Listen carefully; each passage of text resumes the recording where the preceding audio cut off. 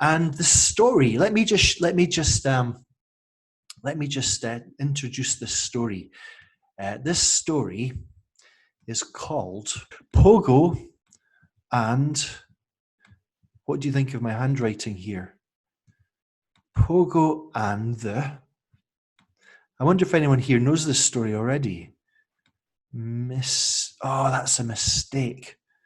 I wanted that to be an S. Now, how do I get my pen back?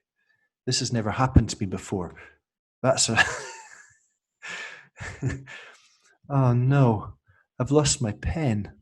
I'm stuck on eraser. Draw. Okay, I think I've got it.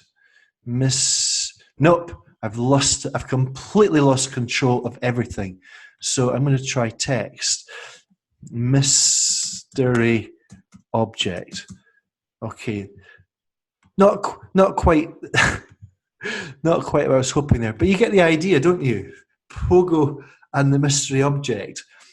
And I have to say that you're very good students, because every time I have shared my whiteboard in the past, participants have decided to scribble on it. I wonder if you can do that. Do you have see, that's exactly what I'm talking about. Who did that? But get to the back of the class. Could somebody maybe finish, because I just can't work out how to do this. It's the first time this has happened to me. I can't get my pencil back. Yes. Oh, thank you. Mystery. Great. I'm going to try and tidy these up. Right. So let me just show you what I did there to get the whiteboard. It's all a part of the screen share function down here, this little green icon. So click on that. You then get this display. Select whiteboard, click on that, and then share. And this is what we get. So yeah, just as before. Let's just see what happened there before. Why did it go wrong? I know we can change colors, so let's go with a black pencil instead. And we can change the thickness of the pencil. This one here. Oops. I'm a beginner at this. I don't really know what I'm doing. You get the idea. Yeah. Yeah, it seems to be working fine now. Let's see, we can go to the text and we can... Alright, I think I've got it. I think I'm now a whiteboard boss. When you want to go back to the standard display, up to here, stop share, and then that's us back. Now, one more thing I want to show you. Let's go back to the whiteboard, share screen, whiteboard, share. If you go up to more, these three little dots, click on that. It gives you the option to disable attendee annotation, which if you select will prevent your students from graffitiing your whiteboard, which in many cases might be a good thing, some would say. So let's go stop share. Here we are again. Let's get back to the story now. This is one of my favorite stories, I have to say. One of my favorite stories ever. It's a story about connections, unlikely connections. And connections are a very important ingredient to stories. And this one called Pogo and the mystery object. Now, let's start with Pogo. Pogo's a bit of a character, let's say. And I've written on some little pieces of card, some little pieces of language that I would use to describe Pogo, who he is and what he does. And I'm going to try to elicit these words and phrases from you just through my teacher definitions, all right? And I'm going to invite you to type in your answers into the chat, all right? So this is Pogo. Pogo's a bit of a character. I quite like Pogo. And the first adjective that I would use just to describe Pogo, I've written this in the back of a piece of a cereal packet. It's an adjective that you could use to describe someone who doesn't like to work or maybe spends too much time in bed. So Pogo doesn't like to work. Perhaps he spends too much time sleeping. And you've all just said lazy, lazy, lazy, lazy, lazy, lazy, lazy. Adams said work shy. I like it. Bone idle. One of the reasons as a teacher, if I'm trying to elicit specific items, one of the reasons I like to write them down on a piece of paper or a piece of card is it allows me to kind of separate myself from the answer. It's if I'm trying to elicit a specific item, in my mind, there's a correct answer. The answer is lazy. But that's not to say that there may be more than one possible way of answering that question, as we've just seen. Idle or work shy are very good answers. I wouldn't expect to get them from my B1 students. The answer on the card is lazy. But what it allows me to do is to dissociate myself from it, separate myself from the answer, so I can almost pretend that we are in this together. You're supplying your answers, and I'm thinking about it myself, almost as somebody who's a participant rather than the bearer of the answer, you see. So what's the next one? The next one, and we're going to do this a little bit differently. This is called Wait for It, 1, 2, 3. And I'm going to invite you to type your answer into the chat, but you're not to press return until I say 1, 2, 3, go. Does that make sense? So wait for it. Type your answer in the chat. 1, 2, 3, go. So this second adjective that I would use to describe Pogo, it's like you might use this to describe a little child who asks lots of questions. Remember, wait for it. Don't press return yet. Just type in your answer into the chat. This adjective, maybe you would use this adjective to describe a child that likes asking lots of questions, wants to know things about things. Okay, wait for it.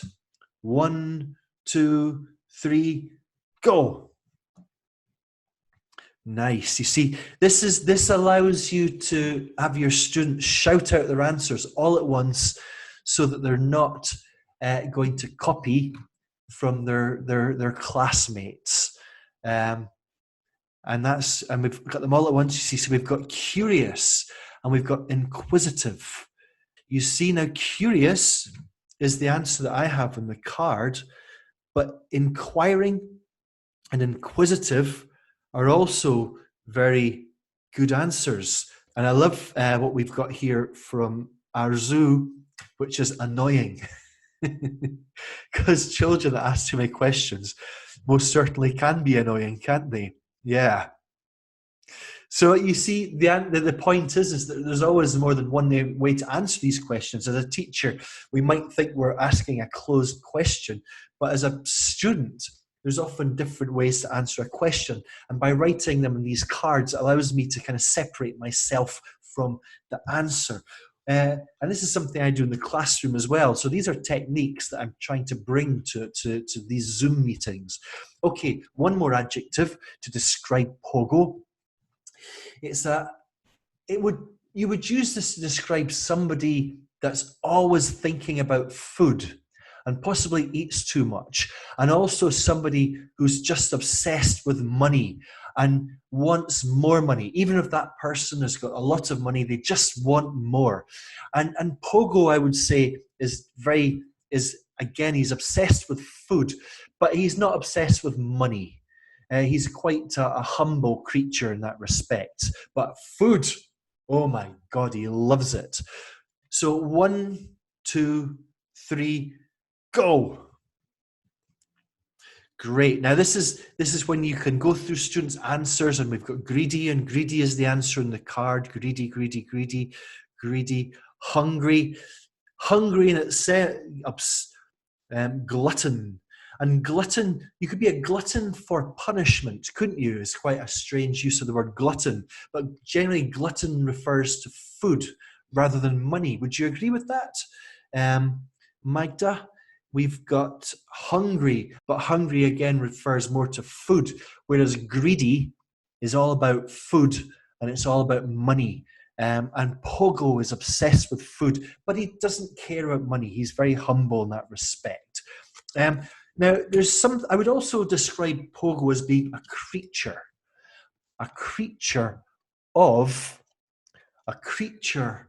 of what? Feel free to just shout out your answers in the chat here. A creature of comfort, a creature of the night, a creature of habit. And the answer on the screen is a creature of habit. And you could ask, well, what is it that makes you a creature of habit?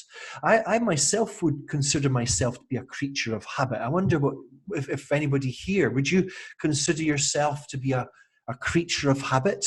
Put up your hand if you would consider yourself to be a creature of habit. What is it that makes Pogo, the character in this story, a creature of habit? I'll tell you. Every day at the same time, Pogo likes to take. Every day at the same time, Pogo likes to take what? Pogo likes to take what? Type in your answer. Every day at the same time, Pogo likes to take a bath, says Joy. Oh, lucky Pogo. You know what? When did you last take a bath? Someone said a nap. Renata said a nap. Rosa said a nap. Christine said a nap. Nuria said a shower. A walk, says Adam. Every day at the same time, Pogo likes to take a walk. Nice. Every day at the same time, Pogo likes to take an afternoon siesta in the sun. So let's recap. This is a story called Pogo and the Mystery Object. Pogo is quite a character, I would say. I quite like Pogo. If I was to describe him, I would describe him as being curious. I would describe him as being greedy. And I would describe him as being quite lazy as well. He loves sleeping. He doesn't care about money. He's very curious. He's always thinking about food. He doesn't like work. And he's also a creature of habit. Every day at the same time, Pogo likes to take an afternoon siesta in the sun. And that's what he's doing right now. He's taking a lovely afternoon siesta in the sun. He's having a lovely dream when suddenly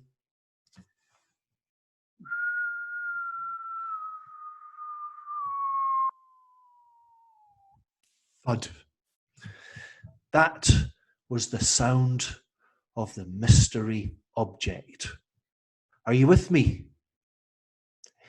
Any questions so far? Right. Very important question for you. Very important question for you. Is there anybody here who has ever jumped out of a plane? Is there anybody here who has ever jumped out of a plane?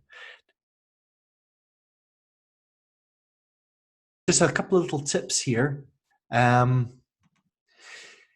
Sometimes when you've got a group, people will unmute themselves. So there was Albina, I unmuted her. She could have unmuted herself, of course. But while I was speaking with Albina, I was aware that another couple of people were unmuting themselves and we could hear their background. If that's the case, you've got two options. You can, and I'm just going to show you this so that you'll see it. Go to Manage Participants. There's a button that says Mute All, and you can click that, of course. But the other way of doing it is the individuals, the specific students who are unmuted, always rise to the top. And here we have two. We've got Rosa, for example. I can see that you're unmuted, so I can just mute you. And I can see Albina, you're still unmuted, so I can mute you as well. That's one way to do it, or you can just mute all. But if you're speaking with a student one-to-one and you don't want to mute that individual, you can see specifically who's muted and who's not, which is something I've just discovered recently. I find that very useful.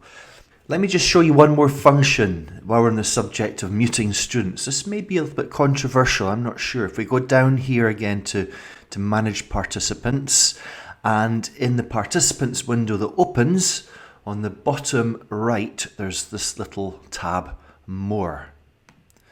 you'll see here, allow participants to unmute themselves. That's currently on. However, if I click that, that means that I have the power. I'm not sure if there are ethical considerations here.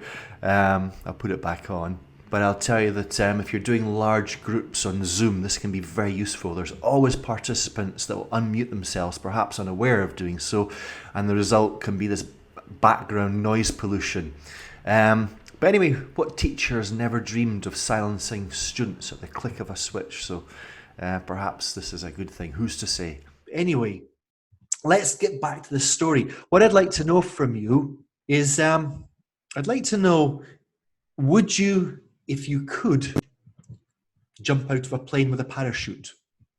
If you had the option to jump out of a plane with a parachute, in other words, to do a parachute jump, would you say yes? So Lucy and Elsa has said yes. Now I'm going to show you a different way to do this. This is another technical thing I've discovered, and it's the hands up. And hands up is very useful. Now to demonstrate this, I have just given up my host status. So now I'm a participant, I'm a student, and my display is slightly different to that of the teachers. This is called raise hand, and it's not to be confused with thumbs up. Thumbs up is a function you'll find here in the reactions. I can give a thumbs up, which will appear up here, and that will stay there for, I believe, a few seconds, and then should disappear rather automatically, like that. Now, raise hand is a different function, and you'll find the raise hand button just here underneath the participants window.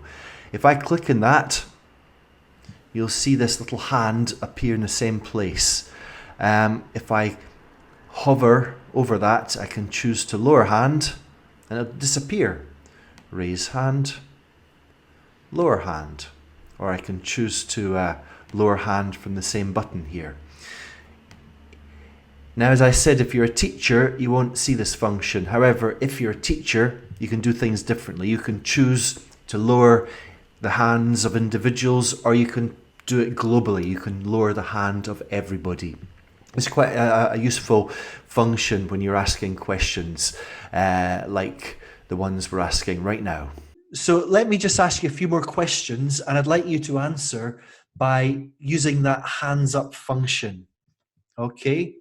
And my question is there anybody who would under no circumstances jump out of a plane? If you would never jump out of a plane, if you would never do a parachute jump, let me see your hand. So Joy, is there no way, absolutely no way, you would jump out of a plane? No? Well, I've got some bad news for some of you. For some of you, this will be quite good news. We're all going to do a parachute jump. I know some of you are quite excited about this. Others are maybe not so. Sorry, Joy. Sorry, Vinita. Sorry, Susie.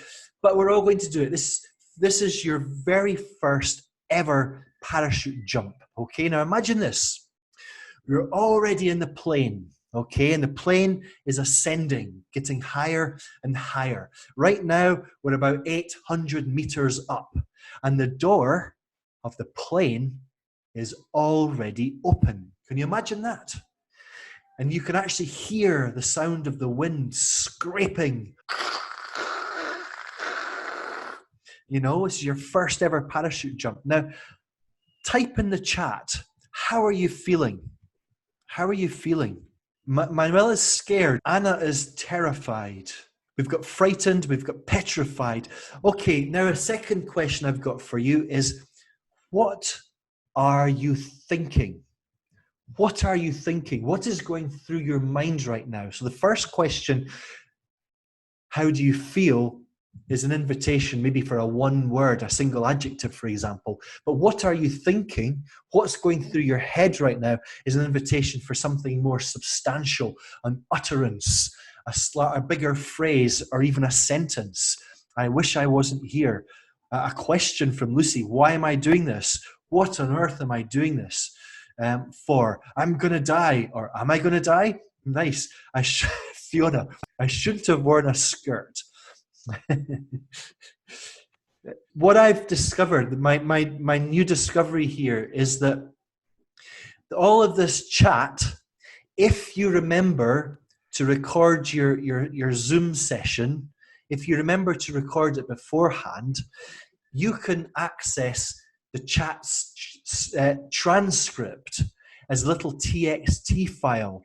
So the entire chat with the time references as well are all there in a single file. So you can go through this at the end of the lesson or before the next lesson and take out some of these things that your students have said, especially if they are praiseworthy or if they have to be corrected or worked on, or there's language upgrades you can offer your students. I would say that's a very, very valuable resource to have that can come out of these meetings.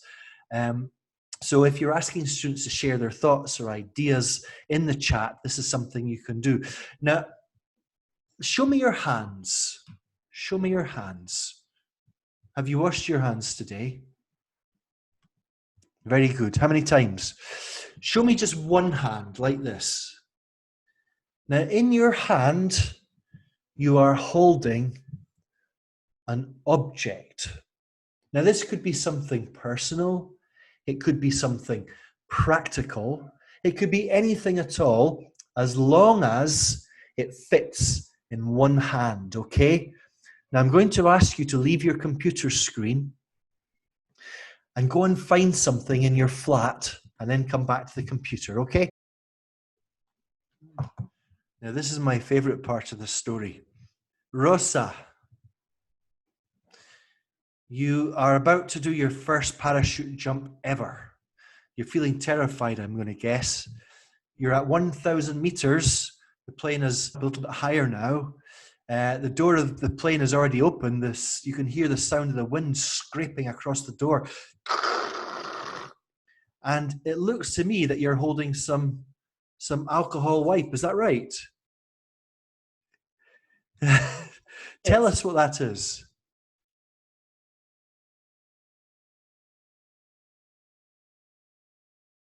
You see, just by asking questions, we can unlock little stories, little subplots. Thank you for sharing that, Rosa. Show me your objects again. Laura, that looks like a rose, if I'm not mistaken. I don't know if it's real or not. Paolo, can you put that closer to the screen? Is that a ring? Nice. Adam, what's that? Tell us what that is.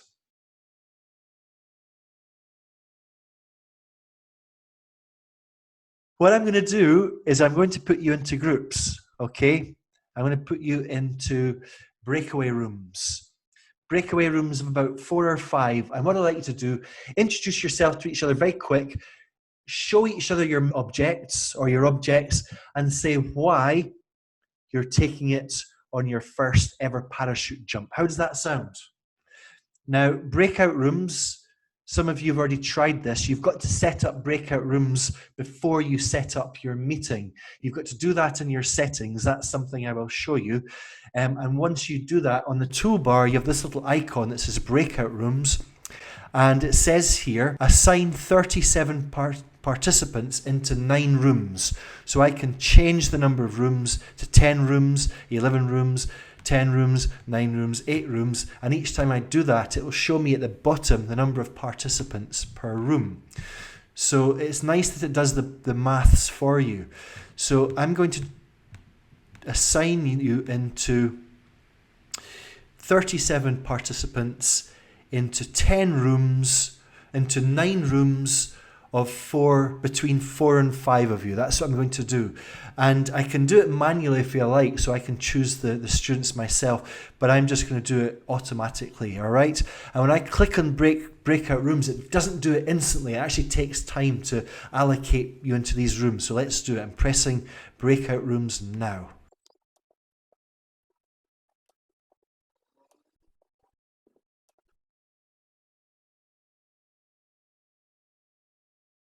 Right, when you close down the breakout rooms, something I've come to learn is that everybody is muted, including you, the teacher. So you can be there speaking away for ages, not realizing that you are on mute, which is a good thing to be aware of. So yes. So how was that for you? Did you enjoy the breakaway rooms, the breakout rooms? I popped in on a few of you just to say hello. Should we finish this story off? Now, you see, you're in a plane, parachute jump, first time ever in your life. You're about to jump out of a plane with a parachute. The plane is now at 1,600 meters. The door is already open. You can hear the sound of the wind scraping across. You're feeling nervous. You're feeling terrified. You're having second thoughts. You hope you're going to survive. And in your hand, you're holding an object. It could be anything, something practical, something personal. It could be an egg. It could be a bottle of perfume. It could be a weight. It could be a rose, which is actually a pen. But some bad news for you, because unfortunately, the plane hits a tiny little bit of turbulence. And as a result, you drop your object, it escapes out the door, and it starts to fall towards this planet that we call Earth. How are you feeling? How do you feel? It's very interesting, this. We've got Christine feels sad, Susie's gutted, Lucy's devastated, Marta's desperate, Arzu's just gone insane. And it's very interesting because what usually happens here is the answers tend to be people worried about having lost their object, but nobody ever seems to be concerned about the possibility of their object landing in somebody's head below and possibly even killing that person, and which has been demonstrated here. Fortunately, today, the object doesn't land on anybody's head. Do you know where it lands? You know exactly where it lands. It lands beside Pogo, who was taking an afternoon siesta in the sun. And recall that Pogo was curious, lazy, and greedy. How do you think Pogo reacts? First thing he does, he wakes up, of course, because the sound of the mystery object makes this thud, which is loud enough to wake him up. He opens one eye. Being the curious creature that he is, he decides he's got to come and investigate. The thing is, Pogo is also a bit of a greedy pig, and so he tries to eat it. Can you imagine that? And the strange thing about this story is that this is a true story. And the question I have for you is, okay, this is a true story, but what was the mystery object? And I could ask you that question, and you might say it was a bottle of perfume. And it could have been a bottle of perfume, but it wasn't. Because if it had been a bottle of perfume, we would know nothing about this story. And this is a true story. And it could have been a weight. Adam was holding a weight, and it could have been a weight, but it wasn't. You see, if it had been a weight, we would know nothing about this story. And this is a true story. And it could have been an egg, but it wasn't. If it had been an egg, we would know nothing about this story. And this is a true story. Who had the pen, which was a rose? Because it could have been a pen, but it wasn't. If it had been a pen, we would know nothing about this story. And this is a true story. In the chat, I want you to write that entire text in the chat using any object that you like. And you can use this display on my PowerPoint slide, ICHBA, as help. It could, but if we, and this is a true story. So write that entire text in the chat. Was that a difficult task? Okay, Susie said it could have been a stone, but it wasn't. If it had been a stone, we would know nothing about this story. And this is a true story. Susie, I'm applauding you. Adam, grand piano. It couldn't have been a grand piano because you couldn't fit a grand piano in your hand. Now, do you know what the object was? Anybody? Do you know what this object actually was? Chocolate. It could have been chocolate, but it wasn't. If it had been chocolate, we would know nothing about this story, and this is a true story. It could have been a video camera, says Karen, but it wasn't. If it had been a video camera, we would know nothing about the story. And this is a true story. Are you happy with that, Karen? Now, in fact, one of you has got the right answer. This story is a true story. I know that because it was captured on camera. It was captured on camera by the object itself. In other words, the mystery object was a video camera. Not any video camera, but a GoPro. A clumsy skydiver was getting prepared to jump out a plane, possibly about to fit the GoPro camera to his or her helmet. When he dropped the camera, it escaped out the door, started to fall to this planet that we call Earth, took about 20 seconds to fall and land with a thud. The camera was turned on, so it captured the entire event. So I can show you this event on YouTube, and you're going to meet Pogo. How does that sound? Now, one last thing to show you here, screen sharing, or how to share a PowerPoint. On my computer, I have exactly 3 applications open. I've got the Zoom application, obviously, and my PowerPoint here, and a browser with a YouTube video waiting to be played. Share screen will take you to this display that we've seen before. Previously we looked at the whiteboard, but you can choose any application that's open. Here we have my keynote presentation. Click on share, and that's exactly what participants will see. I'm just about to share a YouTube video, so stop share.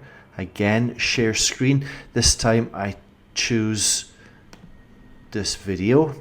Before I click on share, there's 2 little boxes here to click on.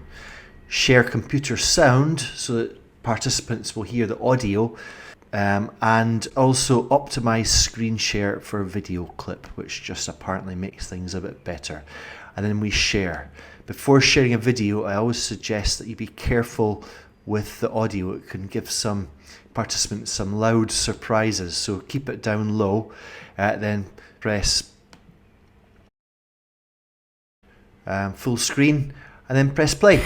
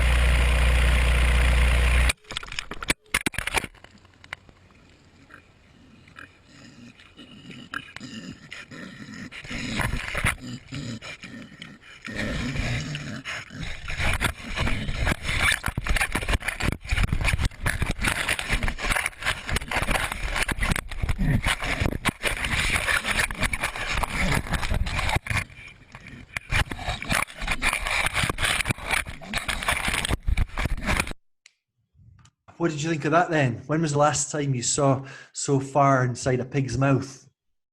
Don't you love that story, that video? It's one of my favourites. I love this unexpected connection between the skydiver and a pig. However, how else could a skydiver and a pig ever be?